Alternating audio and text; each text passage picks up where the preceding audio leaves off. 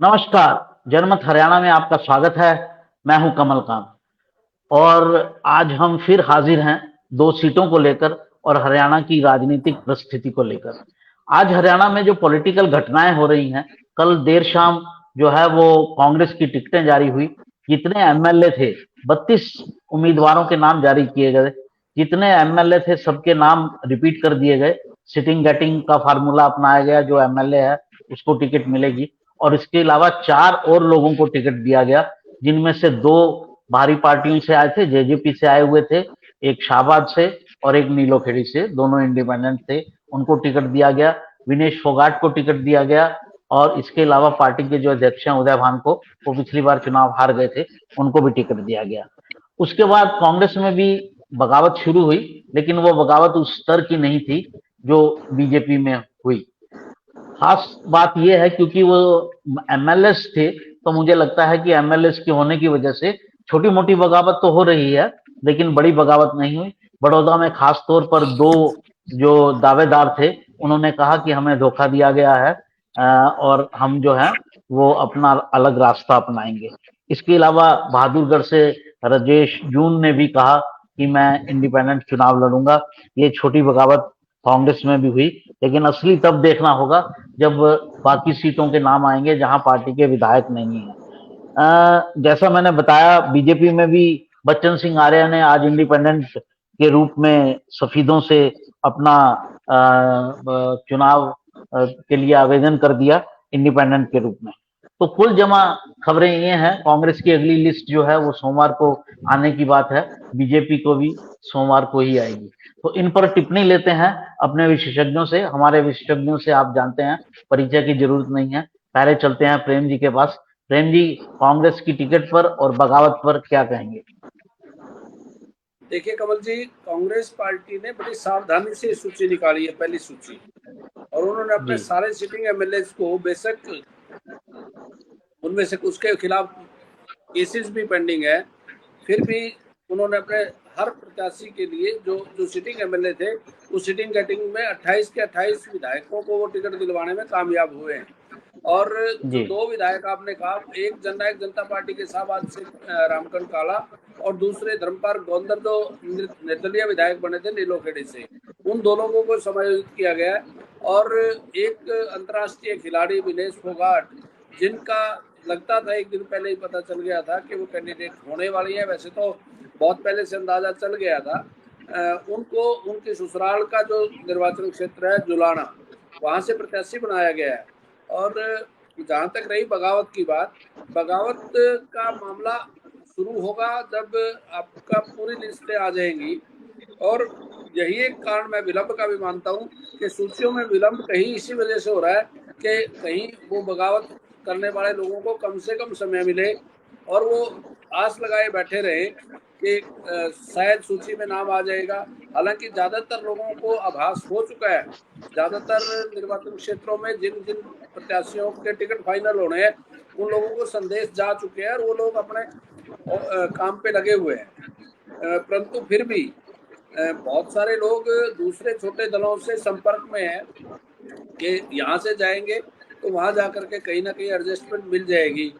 परंतु हर हर कोई, हर जो आवेदक है, वो पहले अपनी लिस्ट देखना चाहता है, अपनी पार्टी की लिस्ट देखना चाहता है।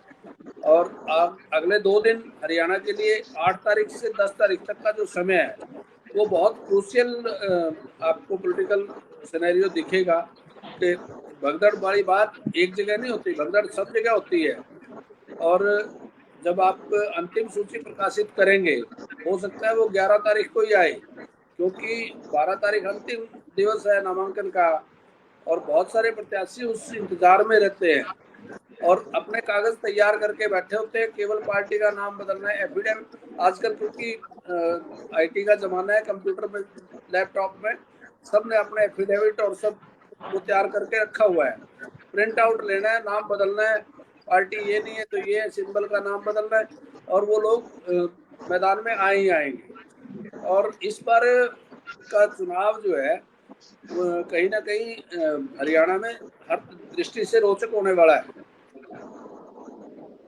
जी, विनोद जी के पास चलते हैं। विनोद जी, ये जो एमएलए की लिस्ट आई है एज इट इज उसको उतार दिया गया है, तो क्या आपको लगता है कि कुछ एमएलए के खिलाफ, जो कैंडिडेट्स के खिलाफ एंटी इनकम्बेंसी होता है, वो कहीं कांग्रेस को किसी किसी कुछ सीटों पर प्रभावित कर सकता है? देखिए, कांग्रेस ने टिकट की जो पहली लिस्ट जारी की है उसमें बड़ी होशियारी से काम लिया। 32 सीटें उन्होंने अनाउंस कर दी, 31 शरेआम और एक चुप है रात को लेट, इस राणा वाली।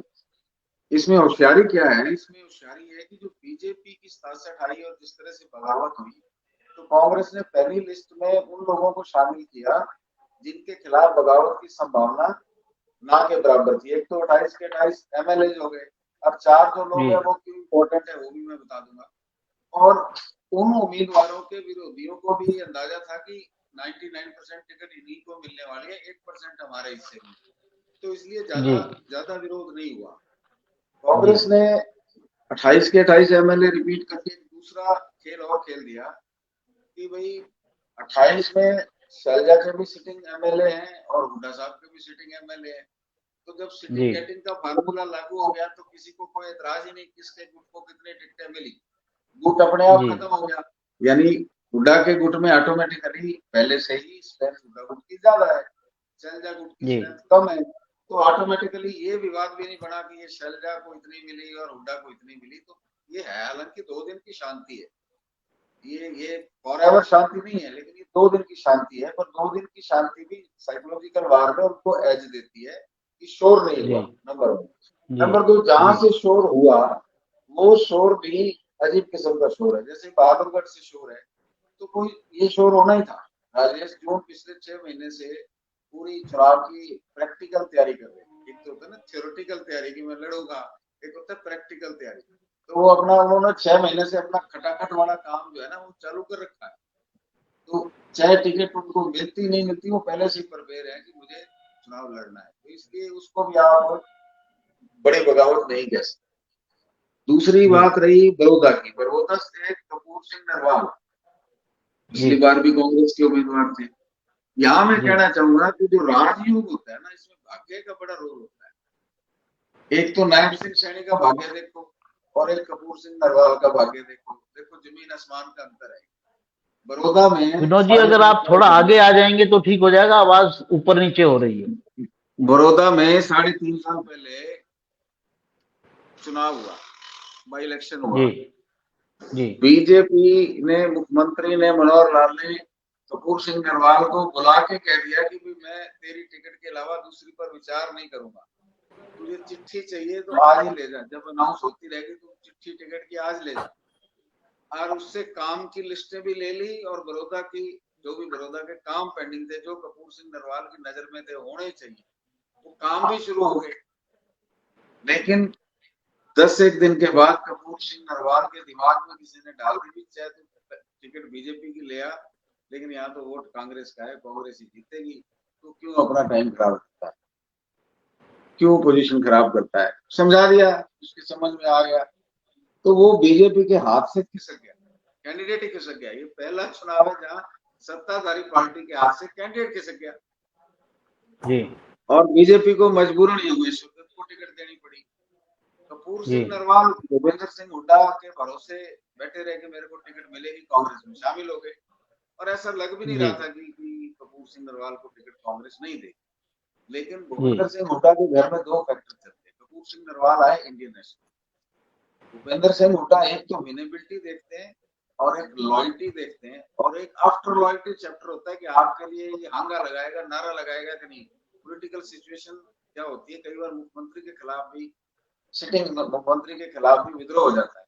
तो उस स्थिति में इस तरह के लोगों की तलाश रहती है जो बिना कोई क्वेश्चन करे आपके साथ हाथ खड़े करके बोले। तो उस कैटेगरी में उनको इंदु नरवाल जो है वो बेटर लगा। तो लास्ट में जो टिकट हुई इंदु नरवाल की टिकट हो गई। कपूर सिंह नरवाल ना तो इंडिपेंडेंट लड़ने जोगे रहे और ना ही उनको टिकट मिली, और ना ही तब बीजेपी भी टिकट दे चुकी थी। उनको तो रियलाइजेशन जब हुआ जब बीजेपी को 51,000 वोट आ गए। बड़ौदा जैसे हल्के से नॉन-जाट कैंडिडेट खड़ा करके 51,000 वोट लेके बीजेपी ने साबित कर दिया कि उसके साथ वोट बैंक है। वैसे वो 10,500-11,000 से हारी है, लेकिन वोट बैंक, तब उनको रियलाइजेशन हुआ। अब 5 साल बीत गए, चीजें बदल गई। इस बार तो पक्का ही था कि उनको टिकट नहीं मिले। अब वो शायद जीवन का आखिरी इलेक्शन बोल के इंडिपेंडेंट लड़ते हो, पर जो चिड़िया हाथ से छूट गई वो वापस तो आती। तो कुल मिला के जो 32 सीटों पे आपने एनालिसिस मांगा बगावत का, वो लेवल छोटा है, लेकिन ये लेवल 2 दिन का है। अगली लिस्ट आएगी, छोटी लिस्ट आएगी, और लास्ट में सबसे टफ लिस्ट आएगी। तो हिसार जिले में बगावत होगी होगी, क्योंकि हिसार जिले में काफी, हिसार पार्लियामेंट में ही होगी, काफी लोग खड़े हुए हैं। सरसा में भी थोड़ी सी होगी, और ये आपके करनाल, अंबाला, सोनीपत सोनीपत इस साइड में भी होगी। तो कांग्रेस जो अगली लिस्ट भी बड़ी होशियारी से मेरे ख्याल में छोटी लिस्ट देगी, और जो आखिरी कंट्रोवर्शियल लिस्ट है वो शायद 10 और 11 तारीख को जारी होगी। जी, कर्पूर नरवाल ने कहा भी है कि मैं तो बीजेपी को सपोर्ट करूंगा और कांग्रेस कैंडिडेट को हराऊंगा। यहाँ जो पुराने कैंडिडेट थे, एमएलए थे, यहाँ 3 बार के एमएलए और कलोई से एमएलए थे कृष्ण हुड्डा, श्री कृष्ण हुड्डा, उनके बेटे ने भी आरोप लगाया है कि मुझे टिकट का वादा किया गया था। मैं तो उनको अपने पिता समान मानता हूँ। दीपेंद्र हुड्डा से मेरी बात हुई थी और मुझे टिकट नहीं दिया गया। और उसी तरह से मैंने जैसे बताया, विनोद जी ने भी जी कमल जी एक बात ध्यान रखो कि बीजेपी ने अभी बड़ौदा की टिकट अनाउंस नहीं की, तो बीजेपी भी अभी वेट कर रही है कि अगर इनमें से, अगर वो असेस कर रही है कि कपूर नरवाल जीत सकते हैं, जी दे सकती है टिकट। प्रदीप सागवान का नाम भी है, और एक लड़का है, यंग लड़का है, जगलान है, पूर्ण सिंह है, कई लोगों के नाम है। पर बीजेपी को अगर विनिंग फैक्टर कपूर नरवाल में समझ आया, तो कपूर नरवाल को भी लास्ट मिनट में टिकट दी जा सकती है। एक उनके गांव से और भी कैंडिडेट हैं, उनके बारे में भी विचार किया जा रहा है। वो ऑफिसर हैं और अपनी वाइफ को लड़ाना चाहते हैं, उनका नाम भी कंसिडरेशन में है। बीजेपी ने बड़ौदा रोकी इसीलिए हुई है कि देखते हैं कांग्रेस क्या करे। जी दर्शकों, आज थोड़ा समय का कंस्ट्रेंट है, इसलिए हम जल्दी से चलेंगे। अपनी जो 2 सीटें हैं, अमित जी किस पहली सीट को डिस्कस करना चाहेंगे? आज हम जो पहली सीट डिस्कस करेंगे वो है असंध विधानसभा सीट। असंध विधानसभा सीट करनाल लोकसभा में आती है। ये सीट जो है 1970 से अस्तित्व में आई थी, और 2009 से पहले ये सीट जो है अनुसूचित जाति के लिए रिजर्व हुआ करती थी, और 2009 से ये सीट जो है सामान्य हो गई है।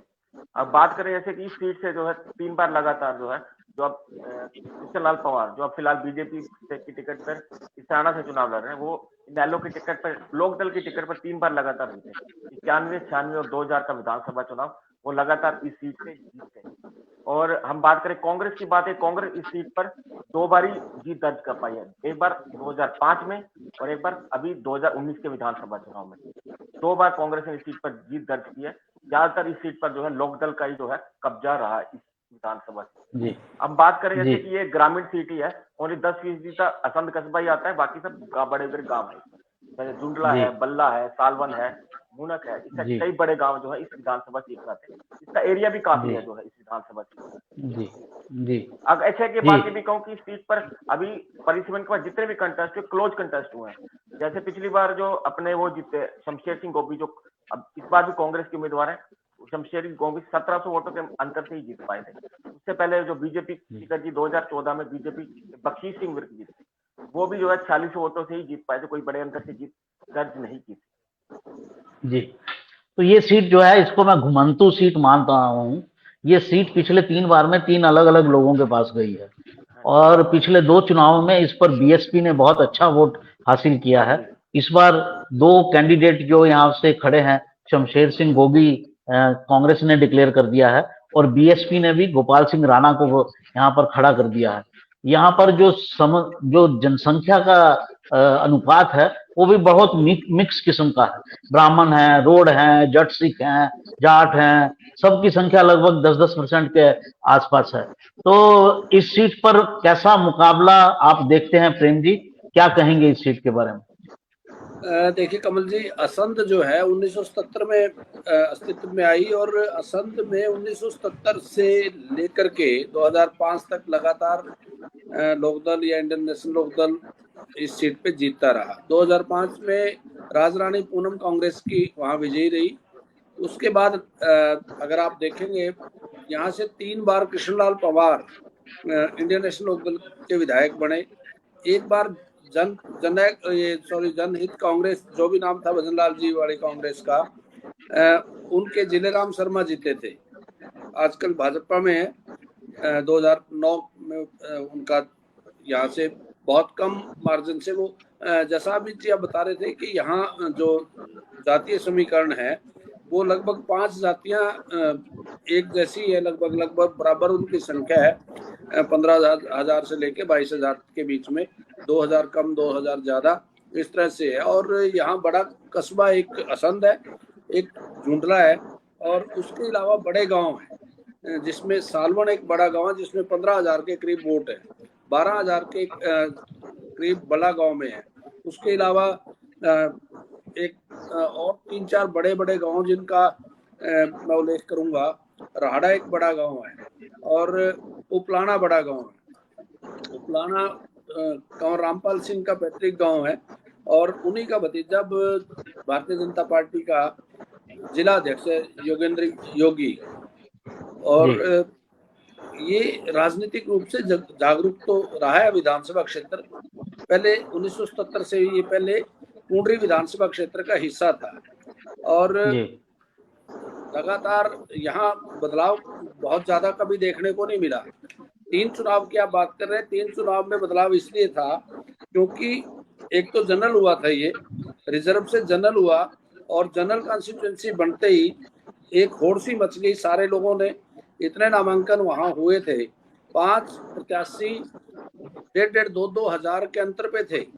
और सबसे मजेदार बात ये थी कि जमानत बचाने के लिए 1/6 वोट लेना जरूरी होता है। हालांकि जीतने वाले की जमानत कभी जब्त नहीं होती, परंतु जीतने वाले की भी वोट 1/6 से कम थी। जिलेराम शर्मा, मैं उस विधानसभा क्षेत्र में निर्वाचन अधिकारी था, रिटर्निंग अफसर मैं ही था उस चुनाव का, और इतना रोचक मुकाबला शायद आपको बहुत कम कॉन्स्टिट्यूएंसी पे देखने को मिलेगा। उसके बाद अगर पिछली बार की बात करें तो पिछली बार भी शमशेर सिंह गोगी कांग्रेस के यहाँ विजयी तो हुए, परंतु बहुजन समाज पार्टी का प्रत्याशी बिल्कुल करीब था, और वो जातीय समीकरणों के कारण ही था। इससे पहले आपने जिक्र किया बहुजन समाज पार्टी के वोट का, मैं कहता हूँ वो कैंडिडेट का वोट था पिछली बार भी और उससे पिछली बार भी। उससे जो पहला चुनाव था उसमें मराठा वीरेंद्र वर्मा यहाँ प्रत्याशी थे बहुजन समाज पार्टी के। बहुत नजदीक का मामला यहाँ हमेशा ही रहा है जब से सीट सामान्य हुई है, और इस बार भी आपको रोचक मुकाबला यहाँ देखने को मिलेगा, क्योंकि बहुजन समाज पार्टी का इस बार जो पिछली बार प्रत्याशी थे, इस बार उनका बेटा प्रत्याशी है, और कांग्रेस के सिटिंग एमएलए को यहाँ टिकट दी गई है। मैं समझता हूँ कि मुकाबला देखने लायक होगा, रोचक होगा, और बहुत नैरो मार्जिन से यहाँ हार जीत होगी। जी, इस सीट की 2 खासियत और मैं बता दूं। यहाँ इस सीट के ऊपर 12-15 हजार वोट जो हैं, इससे ऊपर लगभग 5-5, 6-6 प्रत्याशी रहते हैं, और जीत जो है वो 20% पे हो जाती है। पिछले 3 चुनावों में 20% पे जीत हुई है, और पिछले 5 चुनाव में अलग अलग प्रत्याशी आए हैं। 3 तो मैंने सरसरी रूप से कह दिया था। विनोद जी, आप इस सीट के बारे में क्या कहेंगे? पहले तो मैं आपकी इसका जवाब दे दूं कि हरियाणा में जिस सीट पर भी 6 से 7 गांव बड़े साइज में आ जाते हैं, मोर देन 10,000 आ जाते हैं, वहां रिजल्ट इसी तरह के होते हैं। 5-6 कैंडिडेट खड़े हो जाते हैं, सब 8-8, 10-10 हजार वोट ले जाते हैं, तो कम परसेंटेज पे सीट का फैसला होता है। और असंध में भी बड़े गांव बोलते हैं। अब जो कस्बे भी हैं 2, वो भी गांव जैसे, अर्बन कल्चर नहीं है कोई। और दूसरा इसमें ये है कि पिछली दफा ये सीट 75 पार के नशे में हारी गई। इस जो उस वक्त बीजेपी के सिटिंग एमएलए थे मुस्तबिल, उनके खिलाफ रिटर्न में मैसेज थे पार्टी को, कई जो पार्टी के ग्रुप्स हैं, कि भाई उनकी टिकट चेंज करो। मनोहर लाल जी ने उनकी टिकट इसलिए चेंज नहीं की कि उनके पास सिख उम्मीदवारों की कमी थी, और वो चाहते थे कि मैं कम से कम 2 या 3 टिकटें सिखों को दूं, इसलिए उसकी टिकट नहीं काटी गई, रिपोर्ट के बावजूद नहीं काटी गई, और लोगों ने एक सिख उम्मीदवार को हरा के दूसरे सिख उम्मीदवार को, शमशेर सिंह गोगी को जिताया। अब जो लेटेस्ट मैं अपने डेटाबेस के हिसाब से कह रहा हूं कि शमशेर सिंह गोगी अनपॉपुलर नहीं है, 5 साल के टेन्योर में अनपॉपुलर नहीं है, लेकिन उनकी जीत डिपेंड करती है कि सामने बीजेपी किसको टिकट। बीजेपी ने जिलेराम शर्मा पे मन बनाया हुआ है, लेकिन पहली लिस्ट में उनका नाम नहीं आना, इसका मतलब कोई और ताकत भी पीछे काम कर रही है कि जिलेराम शर्मा नहीं, इसकी जगह ये ए बी सी। लेकिन मेरा अपना जो टेक है वो ये कह रहा है कि अगर जिलेराम शर्मा उम्मीदवार आएंगे योगी के सामने तो ये चुनाव टफ हो सकता है, कोई भी जीत सकता है दोनों में से। लेकिन अगर बीजेपी ने जिलेराम शर्मा के अलावा कैंडिडेट अपना और कोई दे दिया तो वो कैंडिडेट गोगी के सामने थोड़ा कमजोर पड़ेगा। और मैं एक और बात बताऊं कि सर्वे का, टिकटों के सर्वे का एक तरीका जो मैं बहुत लोगों को ये बताना चाहता हूँ, ये होता है कि आपकी विरोधी पार्टी किस आदमी को टिकट देने से डरती है। यानी मैं कांग्रेस का आदमी हूँ, मुझे बीजेपी का कौन टिकट डराता है, इसका मतलब वो स्ट्रॉन्ग है। अब जिलेराम शर्मा की टिकट को लेके गोगी ग्रुप में डर और भय है, तो इसका मतलब जिलेराम शर्मा स्ट्रॉन्ग है। तो बीजेपी ने अगर जिलेराम शर्मा को टिकट दी तो चुनाव और तरीके से होगा, और जिलेराम शर्मा को टिकट नहीं दी तो चुनाव और तरीके से होगा। जी, यहाँ पर कहा जाता है, जो मैंने पता किया, कि यहाँ पर ब्राह्मणों का थोड़ा जोर भी चलता है और जो बेस वोट है वो उनके साथ ही ज्यादा है। अब दूसरी सीट की चर्चा कर लेते हैं। अमित जी, आप इस सीट के बारे में और कुछ कहना चाहेंगे?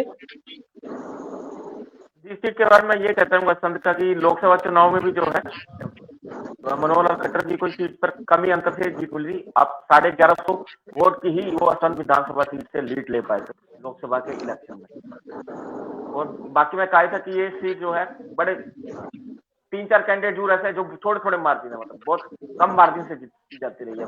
बहुत कम मार्जिन से जीती जाती है। हाँ जी, बहुत कम मार्जिन। जी, अंबाला सीट की बात कर लेते हैं। अंबाला सीट का जरा हिस्ट्री ज्योग्राफिया बता दीजिए। हाँ, आज हम जो दूसरी सीट की जो डिस्कस कर रहे हैं वो है अंबाला कैंट विधानसभा सीट। अंबाला कैंट विधानसभा सीट एक शहरी सीट है, इसका 70% एरिया शहरी है, 30% आप कैसे ग्रामीण है। इसमें एक बड़ा गुरुद्वारा है पंजोखड़ा साहिब जो है, तो इस विधानसभा क्षेत्र में आते हैं पंजोखड़ा साहिब। अब कहीं सीट पर कहें तो दबदबा कहें तो अनिल विज जो बीजेपी कैंडिडेट है उनका रहा है, बीजेपी के विधायक भी या मंत्री भी रहे, उनका दबदबा इस सीट पर है। वो 6 बार यहाँ से विधायक बने, 2 बार। आप सब लोगों से एक रिक्वेस्ट है कि जब आप नहीं बोल रहे हैं तो म्यूट कर लीजिए, क्योंकि ऐसा लग रहा है जैसे हवा के झोंके आ रहे हैं। हाँ जी अमित जी। जी हाँ जी, बतौर निर्दलीय वो 2 बार यहाँ से विधानसभा चुनाव जीते। 1996 और 2000 में वो बतौर निर्दलीय यहाँ से विधानसभा चुनाव जीते। और इससे पहले उनकी जो शुरुआत हुई विधायक बनी 1990 के उपचुनाव में हुई, जब सुषमा स्वराज तो पहले 1987 में विधायक बनी थी, वो राज्यसभा चली गई, तो 1990 में उपचुनाव हुआ, तो अनिल विज पहली बार यहाँ से विधायक बने बीजेपी के टिकट पर। उसके बाद 96 और 2000 में वो निर्दलीय विधायक बने, और परिसीमन के बाद वो लगातार यहाँ से विधायक बने। 2009 हो, 2014 और 2019 हो, लगातार अनिल विज यहाँ से विधायक बन रहे हैं। 2005 का वो विधानसभा चुनाव हारे, लेकिन हार का अंतर मात्र 615 वोट का रहा।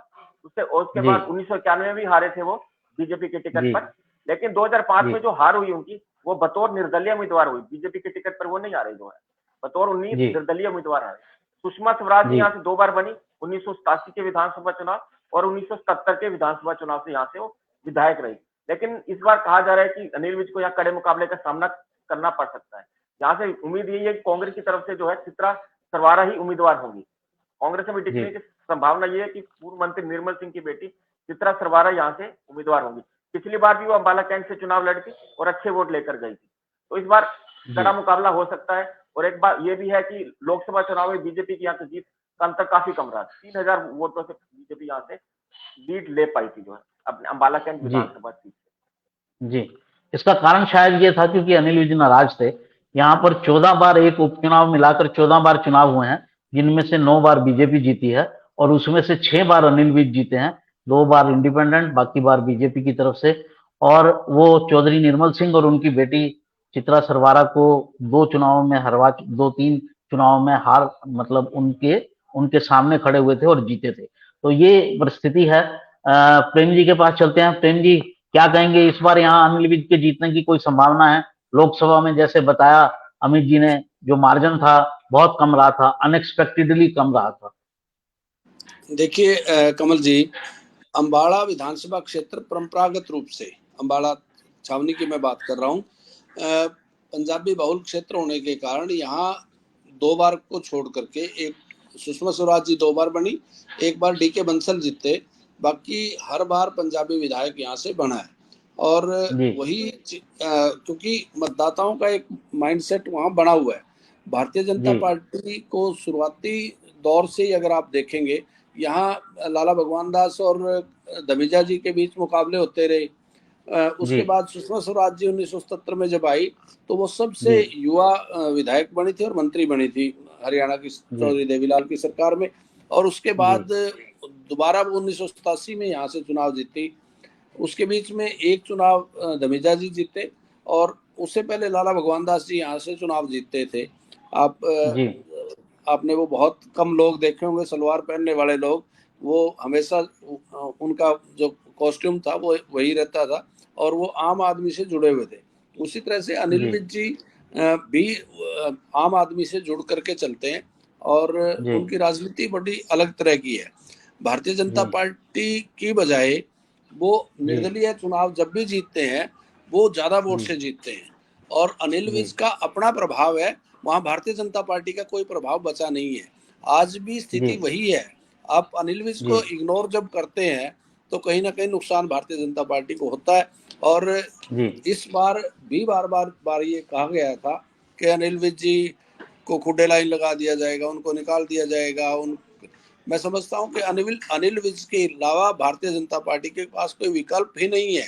उन्होंने अपना विकल्प बनने ही नहीं दिया वहां। और जिनका मुकाबला उनसे 3 बार से लगातार, 2 बार चौधरी निर्मल सिंह और 1 बार उनकी बेटी से हुआ है, उनका गांव भी उस विधानसभा क्षेत्र में नहीं आता, उनका गांव मुलाना में आता है।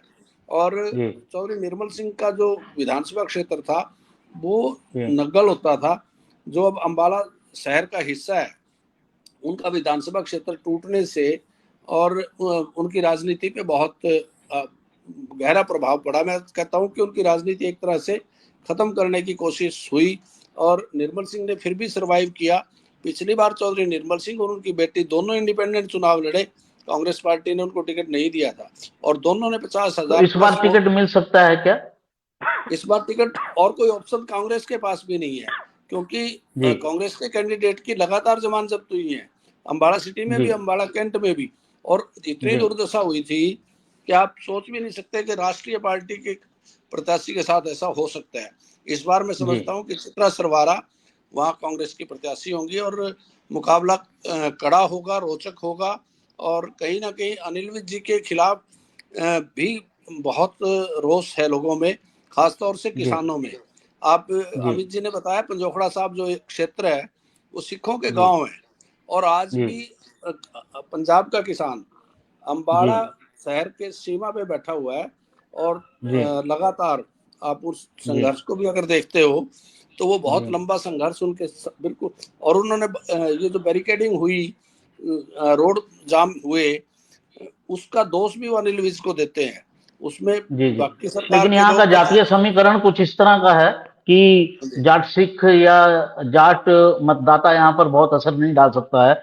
40% के आसपास जो हैं वो जातियां यहाँ पर हैं जो अपर कास्ट हैं और जिनका झुकाव बीजेपी की तरफ रहता है। समय के कंस्टेंट को देखते हुए विनोद जी के पास चलते हैं, अपने शो की ये अंतिम टिप्पणी उनसे लेते हैं। इस सीट के बारे में आप क्या कहेंगे अम्बाला कैंट को लेकर? देखिए, जो बात प्रेम जी कह रहे थे कि गांव में इस पर अनिल विज का विरोध है, मैं इसका एक एग्जाम्पल देता हूं कि 2009 में कुमारी शैलजा यहाँ से संसदीय क्षेत्र से लोकसभा का चुनाव लड़ी और वो सारी सीटें भुगत गई थी और वो पीछे चल रही थी थोड़े से वोटों से, और केवल अम्बाला छावनी और अम्बाला सिटी की काउंटिंग रह गई। ठीक है ना? तो वो अम्बाला छावनी में उनको थोक में वोट मिला और वो 18,000 से लोकसभा का चुनाव जीता। अम्बाला छावनी में एक तो आर्मी का वोट है और दूसरा वोट है माइग्रेटेड पंजाबीज का ज्यादा, जो पाकिस्तान से माइग्रेट, उनका जो नेचर रहता है या तो वो बीजेपी को वोट देंगे या फिर कांग्रेस को वोट देंगे, तीसरे पक्ष को वोट नहीं देंगे। अनिल विज बड़े नेता हैं उनके खिलाफ अगर कोई चुनौती आ रही है तो दो चुनौतियां, एक तो चित्रा सरवारा यंग है और उनका अपना पर्सनल वोट बैंक भी है और डायनेमिक कैंडिडेट है। जी दूसरा उनके साथ दिक्कत क्या आ रही है कि उनको गृह मंत्री पद से हटाया गया, वो नायब मंत्रिमंडल में मंत्री नहीं बने। अब इस पे किसी की भी असेसमेंट रॉन्ग भी हो सकती है, राइट भी हो सकती है। जी उनका कद घटने से उनका वोट भी सकता है और हो सकता है उनको हटाया गया इस सिलसिले में उनका वोट बढ़ भी जाए। जी वो 6 बार यहाँ से एमएलए रहे हैं अब तक जी और 2005 में बतौर निर्दलीय वो सिर्फ टीके बंसत से 700 वोटों से हारे। जी इस बार मेरा टेक ये है कि उनका चुनाव अब तक का सबसे टाइट चुनाव है। जी क्या होगा कुछ नहीं कह सकते, बिल्कुल टाइट चुनाव है। वो प्लस भी हो सकता है और वो माइनस भी हो सकता है। जी प्लस होता है तो उनको सेफ्टी मिली, माइनस होता है तो उनको हटाने का उनका जो कद घटा उसका वोटरों पे प्रभाव पड़ा। इसको इस तरह से assess किया जा सकता है। और मैं जी जहां तक समझता हूँ कि बीजेपी का एक बहुत बड़ा धड़ा ये महसूस जी करता है कि अनिल विज को मंत्री पद से नहीं हटाया जाना चाहिए था या उनको नए जी मंत्रिमंडल में जगह देनी चाहिए। तो अब ये कह नहीं सकते, लेकिन इतना मैं फाइनली कह रहा हूँ कि अब तक का उनके जीवन का सबसे टफ चुनाव। जी तो दर्शकों, जैसा कि विनोद जी ने बताया कि ये अनिल विज जी के जीवन का सबसे टफ चुनाव हो सकता है। हालांकि मुझे लगता है कि क्योंकि बात दोनों तरफ की है, उनको सीट तो दी गई, मंत्रिमंडल में कहा तो गया आने के लिए, लेकिन वो स्वयं ही शामिल नहीं हुए। लेकिन नायब सिंह सैनी को मुख्यमंत्री बनाना और उनके नीचे अनिल विज काम करें, ये भी उनको इससे उनको सिंपैथी भी मिल सकती है। तो ये था हमारा आज का विश्लेषण। उम्मीद करते हैं कि पसंद आया होगा। आज समय का थोड़ा कंस्ट्रेंट था, इसलिए हमने प्रोग्राम को थोड़ा छोटा रखा। आपको ये कार्यक्रम पसंद आया है तो इसे लाइक करें और इसे सब्सक्राइब जरूर करें, ताकि आप हर रोज हमसे जुड़ सकें। इस प्रोग्राम को शेयर भी करें अपने साथियों के साथ, ताकि आपको विशेष जो जानकारी है, अंदर की बड़ी बड़ी पार्टियों की जानकारी है, वो मिल सके। हमारे आपका धन्यवाद जुड़ने के लिए, और हमारे मेहमानों का भी धन्यवाद अपना समय निकालने के लिए। नमस्कार।